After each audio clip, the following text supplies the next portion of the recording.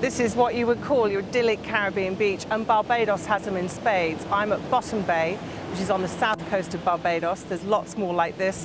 And then on the west coast there are the calmer beaches as well, all with this gorgeous powder white, very soft sand. But it's not just about beaches here in Barbados. There's so much more to see and do and explore.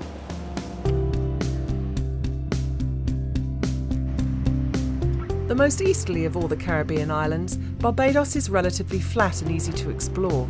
As you drive around, street, town and parish names will seem familiar, plenty to remind us of the close links the island has long had with Britain. You can, of course, hire a car and explore independently, or join an island safari guided tour. Touring in small groups with an entertaining commentary from your driver is a great way to see and learn more. Whether you make your own way here or you join one of the island safaris, you have to come to the East Coast. It's spectacular. It's such a contrast from the more gentle and pristine West Coast.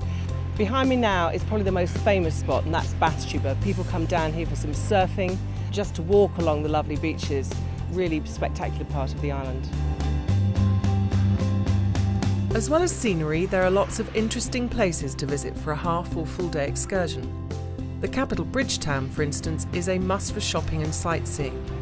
If you're interested in history, there are plenty of museums and the impressive Parliament buildings. Heading into the interior, there are famous viewpoints to stop off at, nature reserves and lots of lovely gardens. My personal favourite is Hunt's Garden. Owner Anthony Hunt showed me round.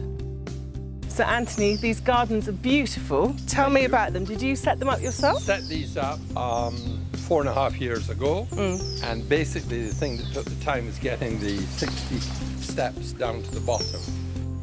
These are magnificent trees. Those are royal palms or cabbage palms, and all the plantation yards have them. And there's mango, there's avocado, golden apple, and a few citrus still here from the turn of the century, because this is a working plantation. Right. Harrison's Cave in the central uplands is another popular attraction. A guided tour by tram takes you through the crystallised limestone cavern. It's very impressive, especially when you learn these caves were only fully discovered and mapped in the mid-1970s. As well as the natural attractions, there are so many places of historical interest, none less than this. This is St Nicholas Abbey. It's one of only 3 Jacobean mansions left in the Western Hemisphere. It was built in the 17th century and they preserved the interior really nicely. And now, I have to say, making some amazing rum. It's well worth a visit. Barbados is not a big island, so everything is easily accessible wherever you stay. That said, there are some clear choices to be made when it comes to location, as Hamish Watson, General Manager at the Treasure Beach Hotel, explains. Well, Barbados is essentially 2 islands in one. You've got the south coast, which is where it all started, and you've got the smaller hotels, you've got what has actually become the place with all the energy and the action, and it tends to attract a younger crowd. Yeah. West Coast, you've got sophistication, you've got the fantastic restaurants, you've got, I should say, amazing beaches both places, but totally different ambience and feel. This West Coast is packed with famous name hotels. Sandy Lane comes to mind for me, but there are others, aren't there? Indeed there are. There's Coral Reef, of course. There's Sandpiper, belonging to the same family. You've got Cobblers, which is a member of Brilliant Chateau. And dare I say, you've got Treasure Beach. The island has its fair share of all-inclusives too, and some of them are pretty classy affairs. I'm here at Turtle Beach on the south coast. It's manager's cocktail party tonight, and the atmosphere is lovely. And there's a choice of 3 restaurants here. One of them is an award-winning one too. When it comes to dining, in Caribbean terms, Barbados is in a league of its own, from casual, family-style venues right through to world-class gourmet restaurants. One unmissable experience is lunch at Fisher Pond Great House. This is actually a private home, which owners Rain and John Chandler open to guests for an award-winning plantation buffet every Sunday. Rain told me what inspired them. We wanted to do something that would have been around when we were young people in the Caribbean. And so we decided to do this, sort of traditional West Indian Sunday lunch.